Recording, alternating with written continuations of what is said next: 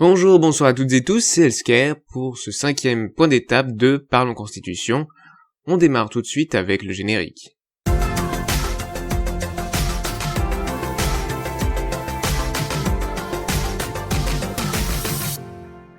Alors rappelons donc, tout ce qu'on a vu jusqu'à maintenant, bien sûr très rapidement, c'est le principe d'un point d'étape. Alors on a vu en premier l'État et la Constitution écrite. On a vu quelle société, on a vu que la Constitution devait être écrite. Alors je rappelle rapidement, Constitution écrite, pourquoi ? Parce que c'est plus clair, accessible, ça permet d'encadrer, de stabiliser et de contrôler le pouvoir. Les conventions constitutionnelles existent toujours et sont souvent nécessaires pour s'adapter, parce qu'en effet, la Constitution écrite ne peut pas tout prévoir. Alors on a dit que il fallait faire société pour son propre bonheur et le bonheur de chacun.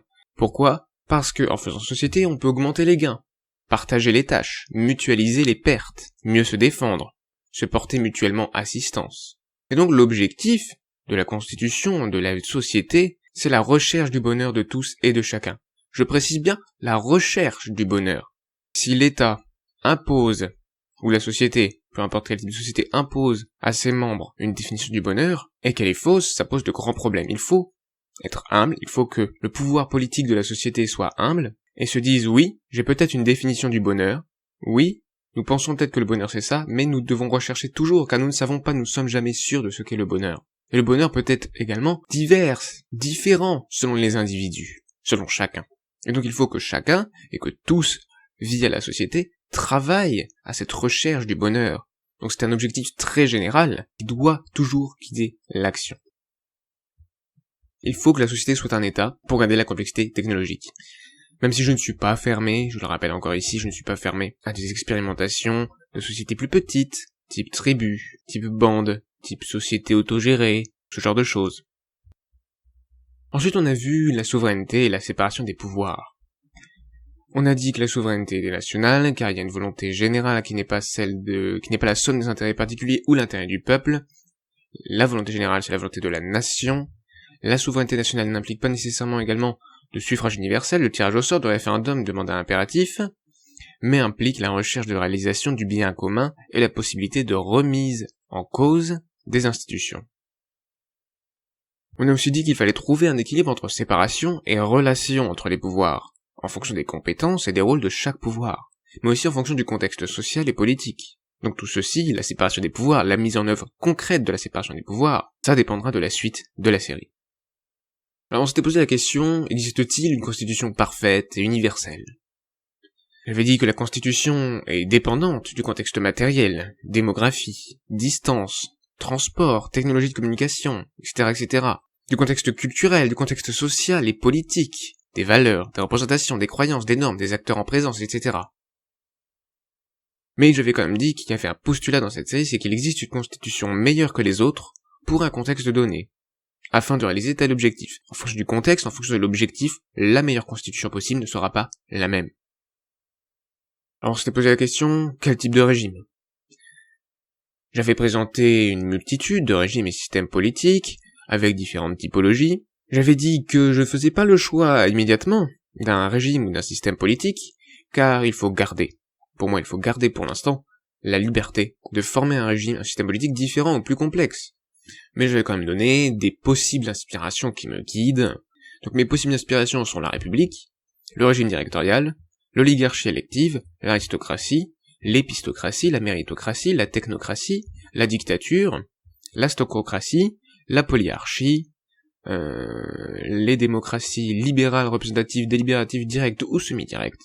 C'est des choses où j'ai plus ou moins d'affinité, et desquelles je vais pouvoir tirer quelques éléments, par moment, ou pas d'ailleurs. Il est possible qu'il y ait des choses qu'on ne retrouvera pas du tout dans la suite de la série. Mais c'est pour donner un début de trajectoire, un début de direction, pour que vous compreniez un peu déjà mon point de vue politique dans le domaine constitutionnel, en plus de ce que j'ai dit déjà précédemment, et qui va s'affiner bien sûr au fur et à mesure de la série. Alors ensuite, j'avais parlé de séparation verticale des pouvoirs, également de mise en place, de la manière de mettre en place un nouveau régime. J'avais dit que l'État devait être unitaire, décentralisé et déconcentré, même si je suis favorable à envisager plus d'autonomie sous certaines conditions. Les conditions sont qu'il y ait une partie significative de la population qui le souhaite, ou qu'il soit clairement démontré que ce serait avantageux pour la population.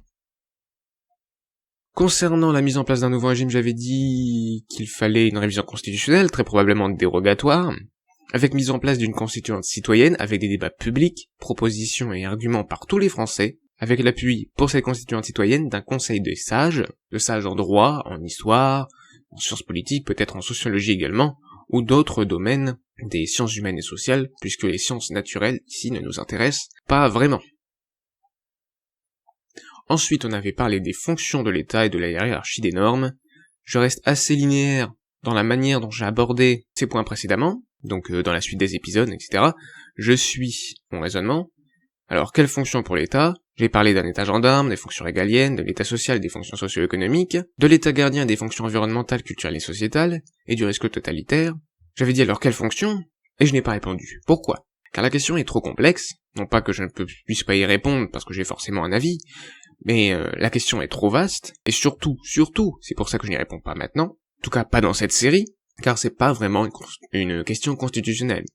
Ça touche à énormément de domaines, l'économie, le social, le rapport à la société, les questions d'environnement, de culture, de société, ça touche à tout le reste de l'action publique.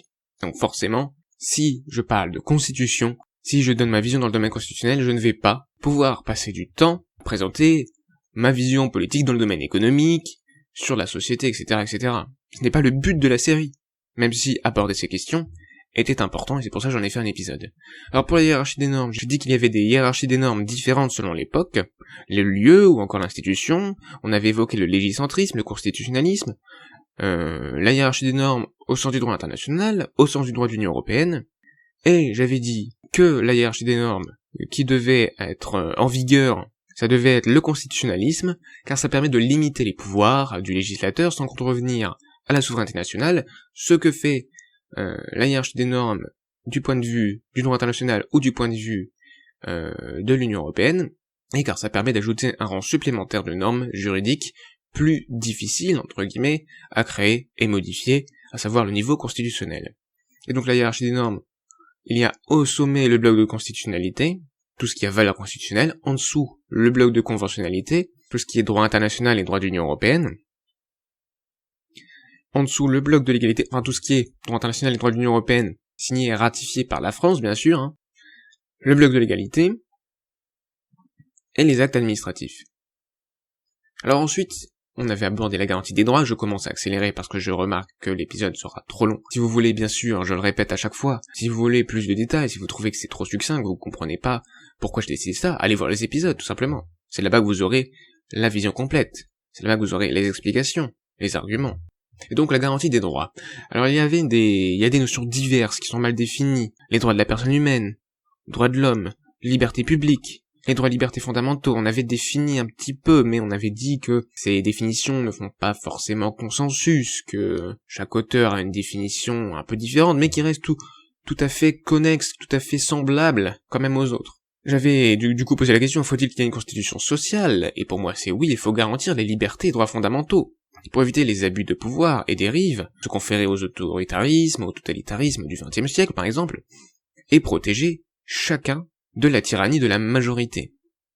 Mais attention au risque de démocratie constitutionnelle, c'est-à-dire le fait que il ne soit plus possible de légiférer, c'est-à-dire que la constitution soit tellement importante qu'elle donne déjà tout ce qu'il faut, toutes les règles, toutes les normes à appliquer, qu'elle bloque le législateur, ou de constituer un législateur, c'est-à-dire qu'en fait, ce soit le constituant, le pouvoir constituant qui légifère via cette catégorie des droits fondamentaux.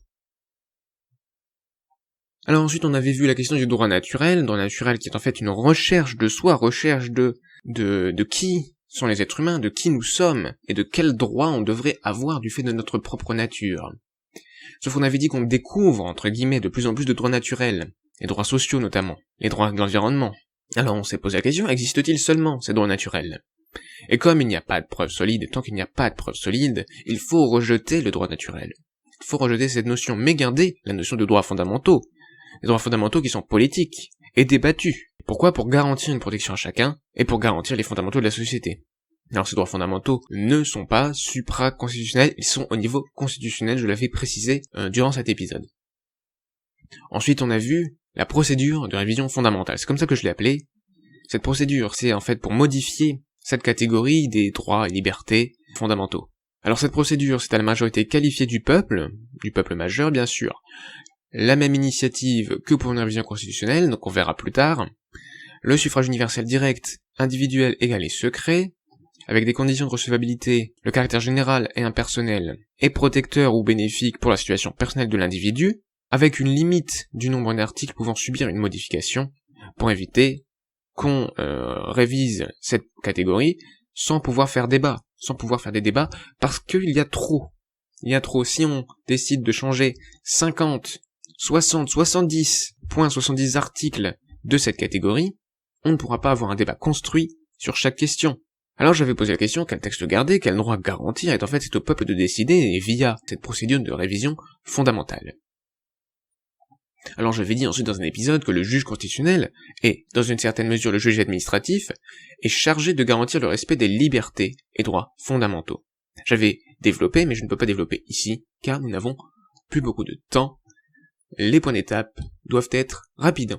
On avait vu ensuite les conditions pour être citoyen.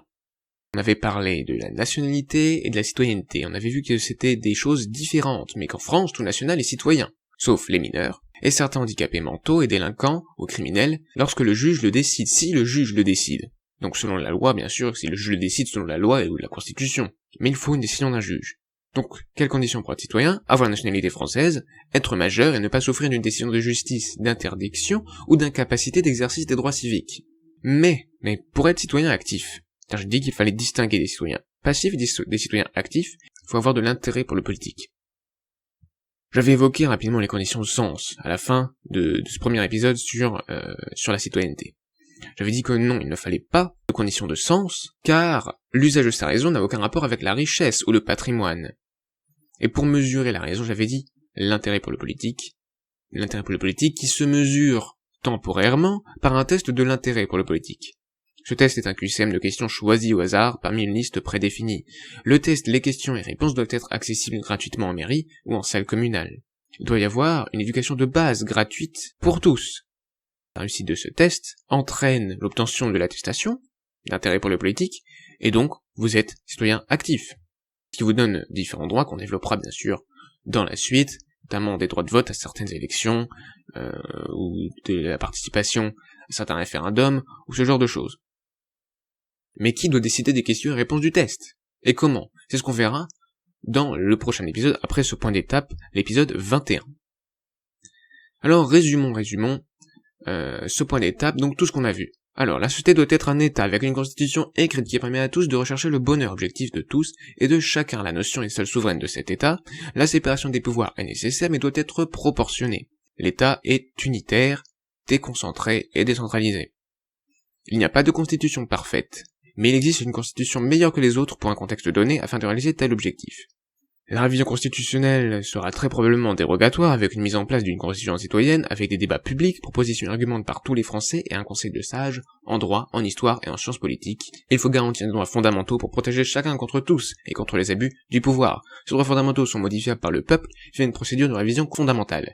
Leur respect est garanti par le juge constitutionnel. Tous les Français sont citoyens, sauf les cas que j'ai évoqués. Mais il existe une catégorie spéciale de citoyens, les citoyens actifs, qui sont différents des citoyens passifs, qui le sont s'ils réussissent un test et qu'ils obtiennent l'attestation d'intérêt pour le politique. Alors ici, j'ai mis de côté certaines questions, car il faut résumer de plus en plus, et c'est ce qu'on fera à chaque fois. Dans les prochains points d'étape, on va devoir résumer, on va devoir mettre des épisodes de côté, car ils sont moins importants. Je vous remercie à toutes et tous d'avoir regardé ce point d'étape, de l'avoir écouté. C'était Healthcare, et à bientôt.